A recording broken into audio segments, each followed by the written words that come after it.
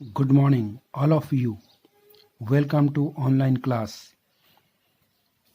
Class 10, Chapter 10, Topic circle. Circle के basic चीज़ों को पढ़ने के पश्चात हमें किसी वृत्तखंड में विभिन्न प्रकार के प्रमेय के आधार पे, थ्योरम के आधार पे यहाँ पे कुछ समस्यात्मक अनुप्रयोगात्मक प्रश्नों के बारे में हम यहाँ पे चर्चा करेंगे। जैसे कि यहाँ पे वीडियो में दिखाया जा रहा है, कुछ प्रश्न यहाँ पे दिए गए हैं आपके सामने।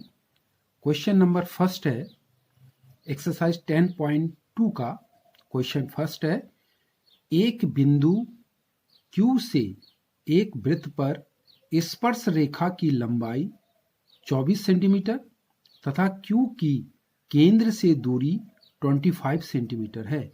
वृत्त की त्रिज्या है। इसका ऑप्शन यानी कि इसका आंसर यहाँ पे जो है ऑप्शन दिए गए हैं। A 7 सेंटीमीटर होंगे, B 12 centimetre, C 15 centimetre, D 24.5 centimetre है। तो इसके लिए सबसे पहले हम क्या करते हैं कि एक वृत्त, यहाँ पे सबसे पहले हम एक वृत्त खींचते हैं। जैसे यहाँ पे फिगर में दिखाया गया है कि हमने जो है केंद्र को O मानते हुए एक सर्कल खींचते हम सबसे पहले। अब प्रश्नानुसार वृत्त के बाहर कोई बिंदु यहाँ पे जो है Q है। Q से वृत्त पर स्पर्श रेखा की लंबाई, यानी कि स्पर्श रेखा की लंबाई ये होगा जो कि वृत्त के स्पर्श बिंदु यानी कि वृत्त के परिधि पर स्थित कोई बिंदु P है, स्पर्श बिंदु है। इस बिंदु P से Q को हम जो रेखा को खींचते हैं ये स्पर्श रेखा कहलाएगी, स्पर्श रेखा। और इसकी जो लेंथ दे रखी है वो 24 सेंटीमीटर है। फिर दिया गया है बाह्य बिंदु Q से वृत्त के केंद्र से दूरी जो है 25 सेंटीमीटर दी गई है। तो कह रहे कि इस वृत्त की त्रिज्या ज्ञात कीजिए। त्रिज्या मतलब केंद्र से स्पर्श बिंदु पर खींची गई जो रेखा है ये रेखा त्रिज्या होगी। तो सबसे पहले हम यहाँ पे हल करेंगे कि हल में हमारे पास क्या क्या दिया गया है। दिया है OQ बराबर दे रखा हमें 25 सेंटीमीटर और PQ दे रखा है 24 सेंटीमीटर और हमें त्रिज्या यानी कि OP हमें ज्ञात करना। तो अगर हम इन बिंदुओं से बनी रेखाखंडों से घिरी जो आकृति बन रही है OQP, ये एक त्रिभुज बन रही है। और साथ साथ ये त्रिभुज कैसी बन रही है? समकोण त्रिभुज बन रही है। ये समकोण त्रिभुज बन रही है।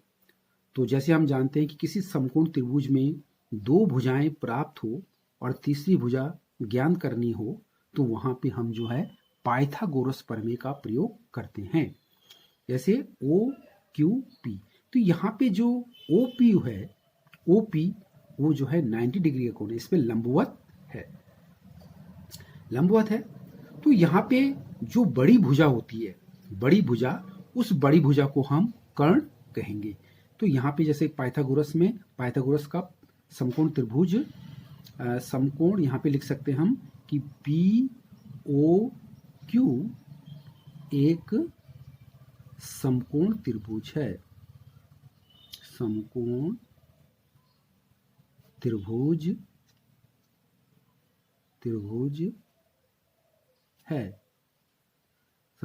है जिसमें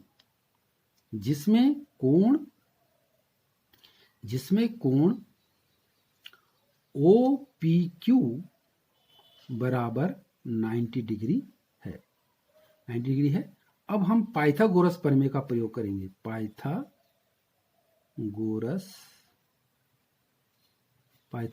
प्रमेय से पाइथागोरस प्रमेय से जो बड़ी भुजा होती है उसको कर्ण मानेंगे, यानी कि ओ क्यू जो है कर्ण होगा।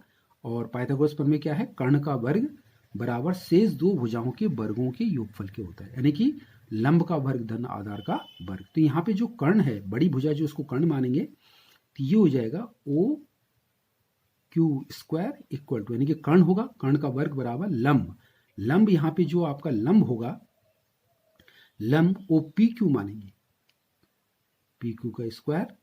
और यहाँ पे हम जो है या हम OP को लंब मान लेते हैं, OP को लंब मान लें और PQ को आधार मान लें।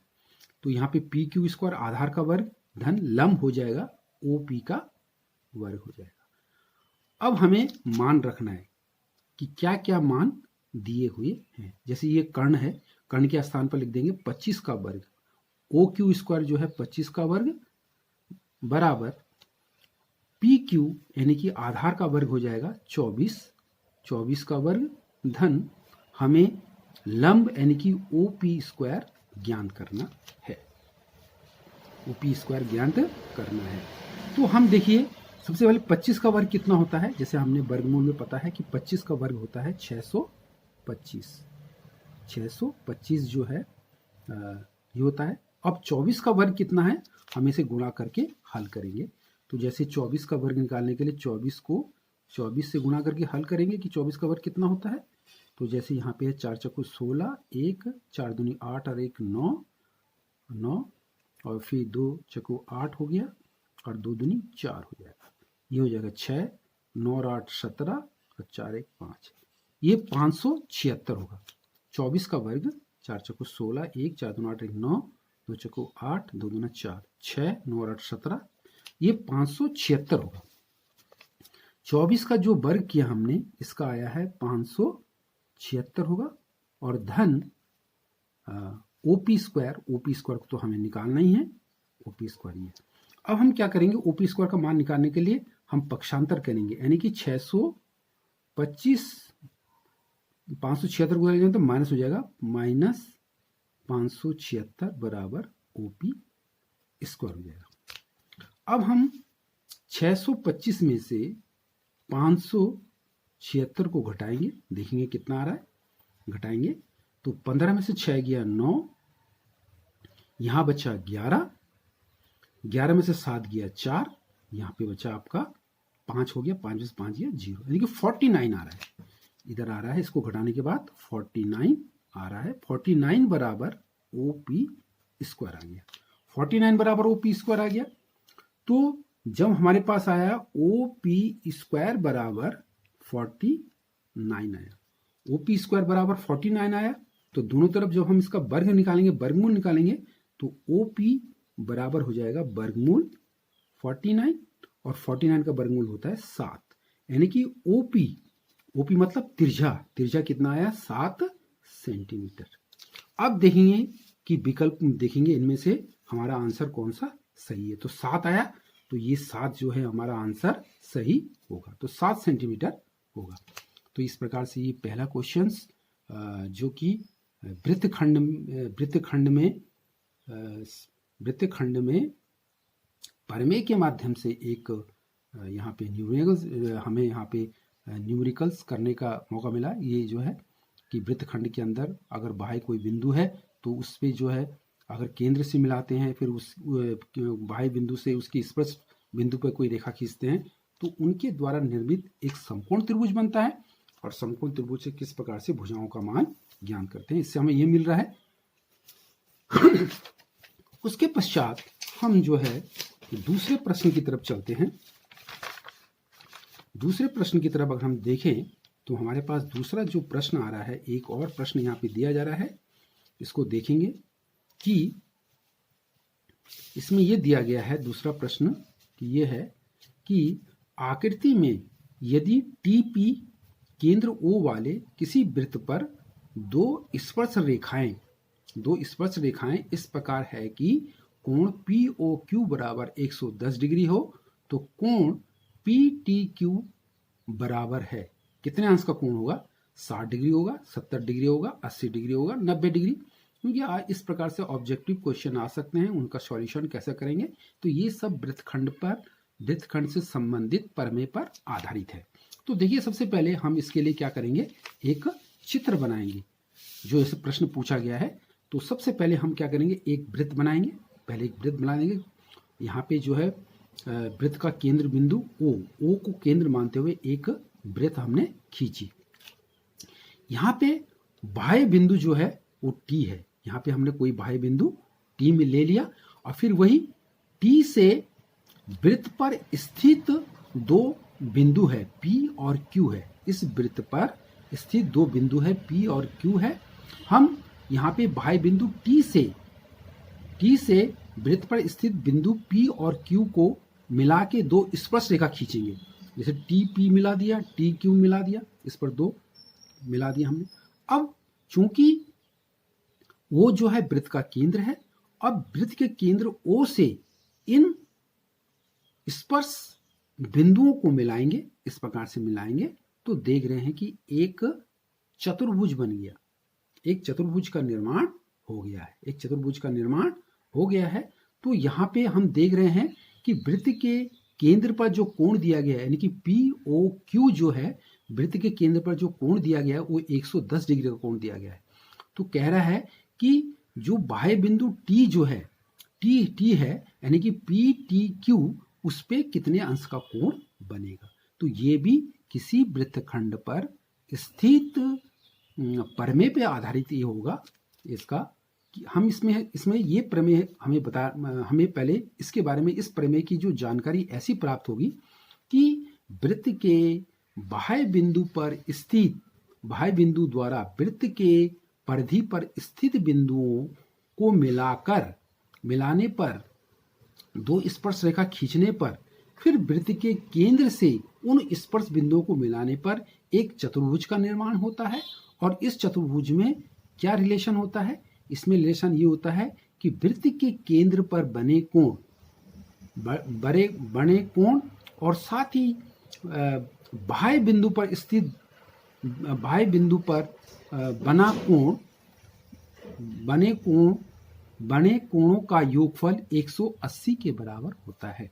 यानी कि ये सम्मुख जो कोण है T और ये बिंदु P पे जो कोण बन रहे हैं सम्मुख कोण कहलाएंगे। इस सम्मुख कोणों का योग 180 होगा। हम इसे सिद्ध भी कर सकते हैं, इसका थ्योरम भी है, इसको हम सिद्ध कर सकते हैं चतुर्भुज के हिसाब से। तो इसमें पहले वही है, पहले हम यहाँ पे गणना करेंगे तो आप इसको सिद्ध भी कर सकते हैं कि इसमें ये प्रमेय है कि इसके द्वारा जो निर्मित चतुर्भुज बन रहा है, चतुर्भुज के सम्मुख कोणों का योग 180 बन रहा है। देखो ये T और O है, इस सम्मुख कोणों का योग हो रहा है 180 के बराबर होता है।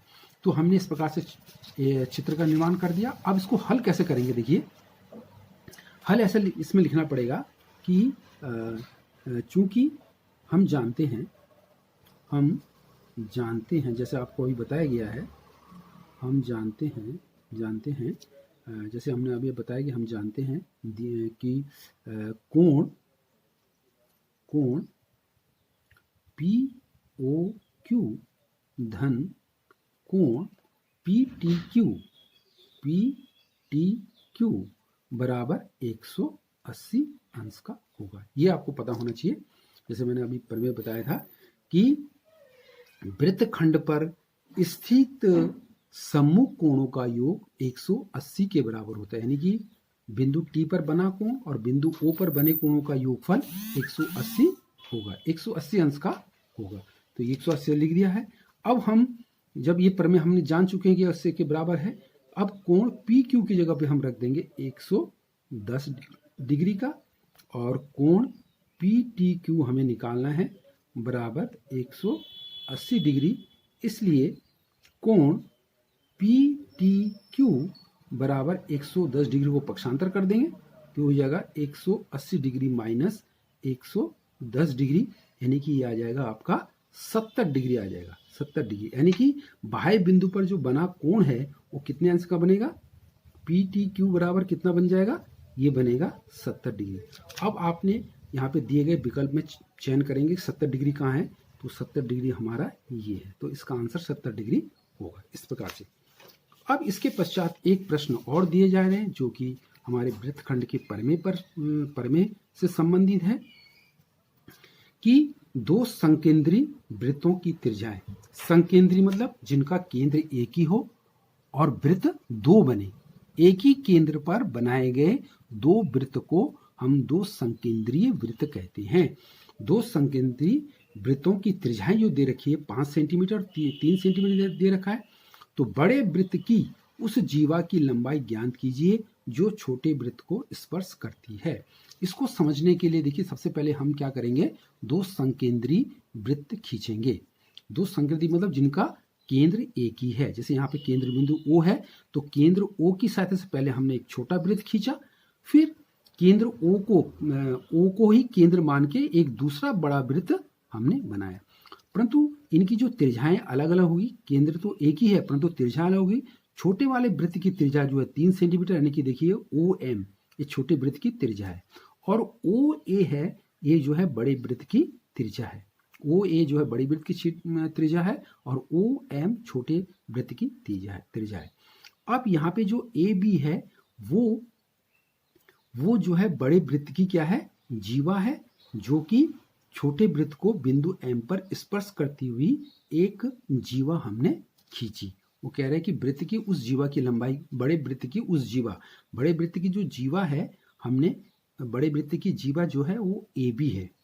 जीवा किसको कहते हैं, हमने इससे पहले भी बताया था। जीवा मतलब वह रेखाखंड जो वृत्त के किन्हीं दो बिंदुओं को मिलाने पर खींची गई रेखाखंड को जीवा कहते हैं। जैसे सपोजली ये समझ लीजिए, जैसे ये वृत्त है, अगर हम केंद्र से खींचेंगे ये तो व्यास बन जाएगा, तो ये व्यास भी एक जीवा है, व्यास को भी एक जीवा कह सकते हैं। सबसे बड़ी जीवा का नाम व्यास है। परंतु यहाँ पे जो जीवा जो खींची जा रही है वो केंद्र से ना खींच के ये वृत्त के इस बिंदु से खींची जा रही है, यहाँ से खींची जा रही है, ये AB, तो ये जीवा है, इसको जीवा कहेंगे AB।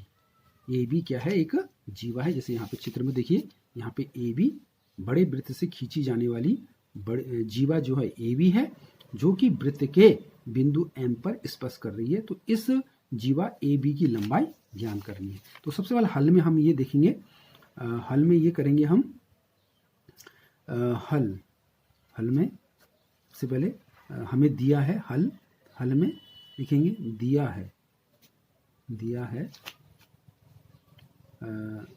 बड़े वृत्त की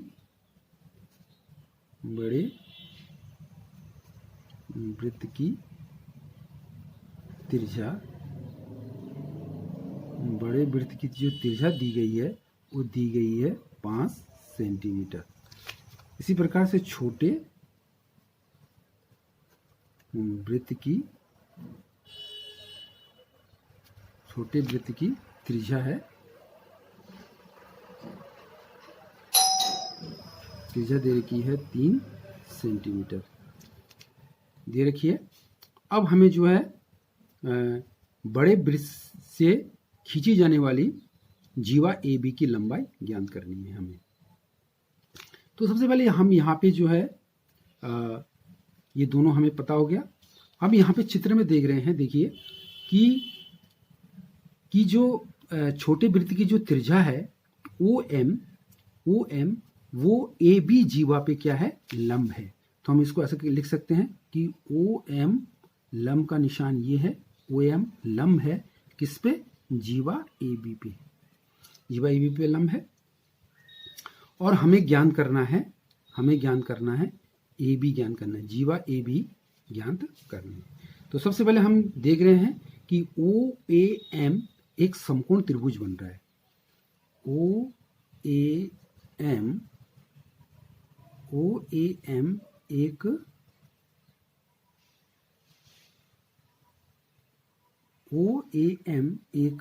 समकोण त्रिभुज है, समकोण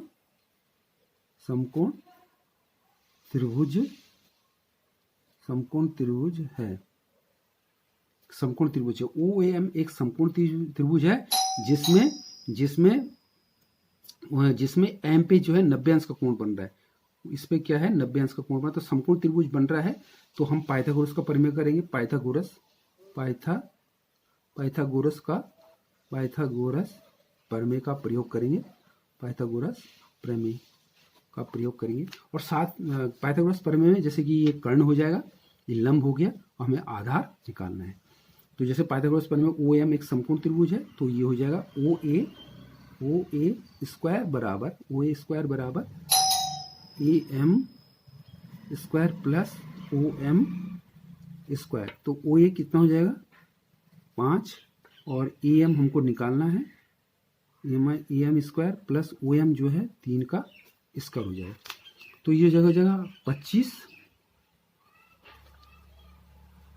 ये जगह 5 का वर्ग 25 हो जाएगा, बराबर ए एम हमको निकालना है, एम स्क्वायर प्लस ये 3 का वर्ग कितना हो जाएगा, ये 3 का वर्ग जो हो जाएगा 9। अब हमें यहाँ पे निकालना है ए एम स्क्वायर बराबर क्या हो जाएगा, 25 में से 9 को घटा देंगे, 25 में से 9 को घटाएंगे तो ये हो जाएगा 16 आ जाएगा, ये हो जाएगा आपका 16 आ जाएगा, 25 में से 9 घटाएंगे 16 आ जाएगा। तो इसलिए ए एम बराबर 4 सेंटीमीटर हो जाएगा।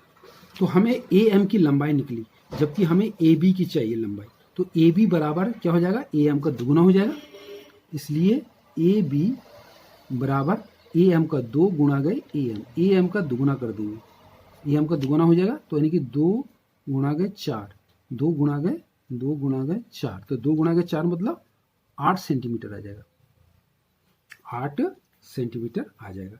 तो यहाँ पे जीवा ए बी की जो लंबाई है ये है ए बी बराबर 2 गुणा गए ए एम की जगह 4 आ जाएगा, तो 2 छक्को 8 सेंटीमीटर आ जाएगी। इसका आंसर आ जाएगा 8 सेंटीमीटर। साथ ही साथ हमें ये भी इससे हमें ये भी सिद्ध हो रहा है कि एक ही वृत्तखंड में खींची गई स्पर्श रेखा पर वृत्त के केंद्र से खींची गई त्रिज्या स्पर्श रेखा पर लंब होती है। ये भी इससे ये प्राप्त हो रहा है, इससे भी एक प्रमेय प्राप्त होता है। तो आशा करते हैं कि आपको समझ में आया। अब बाकी शेष बचे हुए प्रश्न आप अपने अभ्यास पुस्तिका प्रश्नावली से करेंगे गृह कार्य को। थैंक्स।